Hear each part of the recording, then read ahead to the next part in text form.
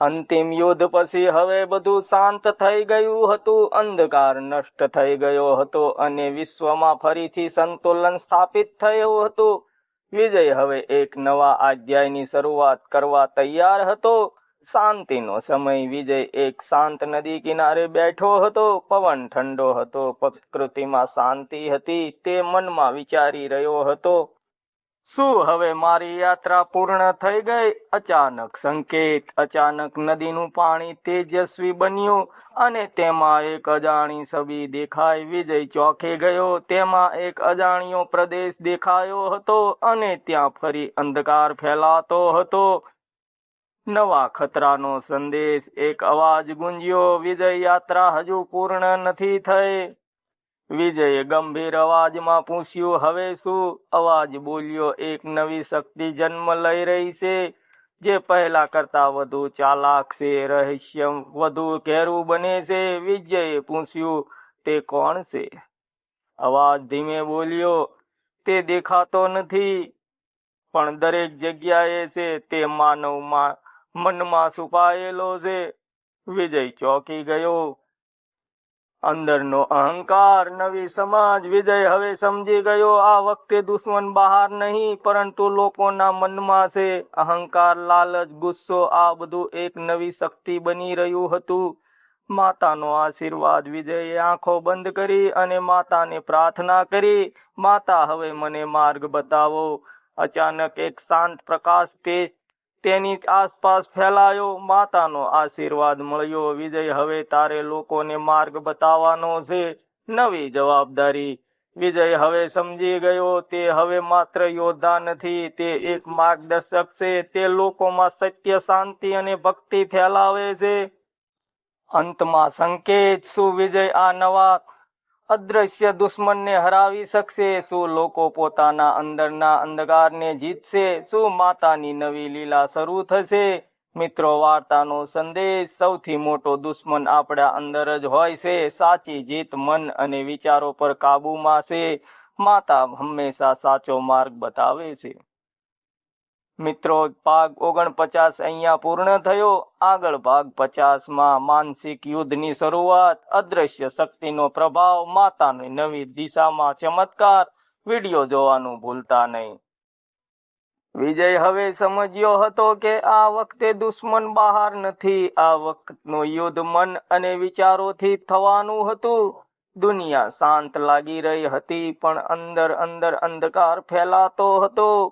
અદ્રશ્ય ખતરો. વિજય એક શહેરમાં પહોંચ્યો. અહીં બધું સામાન્ય લાગતું હતું. લોકો હસતા હતા, કામ કરતા હતા, પણ તેમની આંખોમાં એક અજાણી બેચેની હતી, જાણે તેઓ અંદરથી તૂટી રહ્યા હોય. માનસિક અંધકાર. વિજયે ધ્યાનથી જોયું, લોકો નાના નાના મુદ્દાઓ પર ઝઘડા કરતા હતા.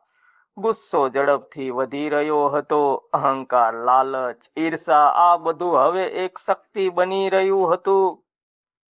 દુશ્મનનો અવાજ. અચાનક વિજયની અંદરથી અવાજ આવ્યો, વિજય, તું મને રોકી શકતો નથી. વિજયે આંખો બંધ કરી. તું કોણ છે? અવાજ હસ્યો, હું માનવ મનનો અહંકાર છું. મુશ્કેલ પડકાર. વિજય સમજી ગયો, આ દુશ્મનોને તલવારથી નહીં હરાવી શકાય. વિજયનો પ્રયાસ. વિજય લોકો પાસે ગયો. તે તેમને સમજાવવા લાગ્યો, ગુસ્સો છોડો, શાંતિ અપનાવો, માતા પર વિશ્વાસ રાખો. થોડી અસર થવા લાગી. અહંકારનો વિરોધ. પણ અચાનક લોકો વધુ ગુસ્સે થઈ ગયા. અંદરનો અહંકાર વધવા લાગ્યો. અવાજ ફરી ગુંજ્યો, તું મને રોકી શકતો નથી. માતાનો માર્ગ. વિજયે માતાને પ્રાર્થના કરી, માતા, હવે હું શું કરું? અંદરથી અવાજ આવ્યો, પ્રકાશ ફેલાવ, અંધકાર પોતે જ દૂર થઈ જશે. નવી શરૂઆત. વિજય હવે એક વ્યક્તિના મનમાં પ્રકાશ ફેલાવા લાગ્યો. પ્રેમ, શાંતિ અને ભક્તિ દ્વારા તે અંધકાર સામે લડવા લાગ્યો. અંતમાં સંકેત. શું વિજય લોકોના મનમાંથી અંધકાર દૂર કરી શકશે? શું આ માનસિક યુદ્ધ જીતી શકાશે? શું માતાનો નવો ચમત્કાર થશે? મિત્રો, વાર્તાનો સંદેશ. મન જીતવું સૌથી મોટી જીત છે. પ્રેમ અને શાંતિ સૌથી મોટી શક્તિ છે. માતા હંમેશા સાચો માર્ગ બતાવે છે. જય માં ચામુંડા. ભાગ 50 અહીં પૂર્ણ થયો મિત્રો. આગળ ભાગ 51માં અંધકારનો વધુ પ્રભાવ લોકો પર કાબુ, વિજયનો મોટો નિર્ણય જોવાનું ચૂકતા નહીં મિત્રો. વિડીયો સારો લાગ્યો હોય તો લાઈક, કમેન્ટ, શેર કરવાનું પણ ભૂલતા નહીં. મળીશું બીજા વિડીયોમાં, ત્યાં સુધી જય માતા. વિજય હવે સમજ્યો હતો કે આ યુદ્ધ સામાન્ય નથી, આ યુદ્ધ લોકોના મન અને આત્મા માટે હતું. શહેરમાં અંધકારનો પ્રભાવ વધતો જતો હતો. અંધકારનો પ્રસાર હવે સ્થિતિ વધુ ખરાબ બની રહી હતી. લોકોના મુદ્દાઓ પર ઝઘડા લાગવા, મિત્રો દુશ્મન બની રહ્યા હતા. પરિવારોમાં મતભેદ વધવા લાગ્યા. અંધકાર ધીમે ધીમે દરેકના મનમાં ઘર કરી રહ્યો હતો. ભયંકર બદલાવ. વિજયે જોયું કે કેટલાક લોકોની આંખોમાં અજાણી ચમક હતી. તેના વિચારો હવે તેમના પોતાના નહોતા. કોઈ અદ્રશ્ય શક્તિ તેમને નિયંત્રણ કરી રહી હતી. વિજય બોલ્યો, આ સ્થિતિ ખૂબ જ ગંભીર છે. દુશ્મનનો પડકાર. અચાનક તે અવાજ ફરી સંભળાયો, વિજય હવે તું કંઈ કરી શકતો નથી. વિજયે શાંતિથી જવાબ આપ્યો, હું હાર માનવાનો નથી. વિજયનો મોટો નિર્ણય. વિજયે નક્કી કર્યું હવે તેને એક મોટો પગલાં લેવા પડશે. તે બોલ્યો, હવે હું એકલો નહીં લડી શકું, મારે લોકોની અંદર જાગૃતિ લાવવી પડશે. જાગૃતિ અભિયાન. વિજય ગામ અને શહેરમાં ફરવા લાગ્યો. તે લોકોને સમજાવવા લાગ્યો, તમારા મનને કાબૂમાં રાખો, ગુસ્સા અને અહંકારથી દૂર રહો, માતા પર વિશ્વાસ રાખો. થોડી અસર દેખાવા લાગી. અંધકારનો પ્રતિકાર.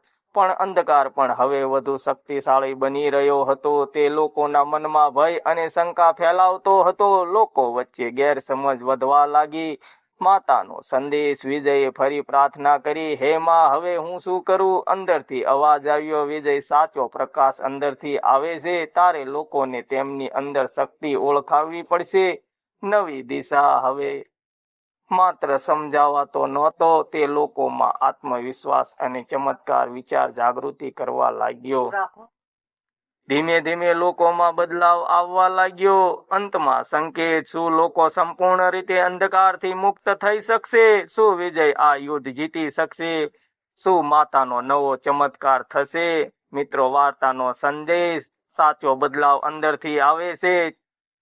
સકારાત્મક વિચાર સૌથી મોટી શક્તિ છે. માતા હંમેશા સાચો માર્ગ બતાવે છે. જય માં ચામુંડા. ભાગ 51 પૂર્ણ થયો. આગળ ભાગ 52માં અંધકારનો અંતિમ પ્રહાર. વિજયની સૌથી મોટી કસોટી. માતાનો ચમત્કાર જોવાનું ચૂકતા નહીં. મિત્રો, વિડીયો સારો લાગ્યો હોય તો લાઈક, કમેન્ટ, શેર કરવાનું ભૂલતા નહીં.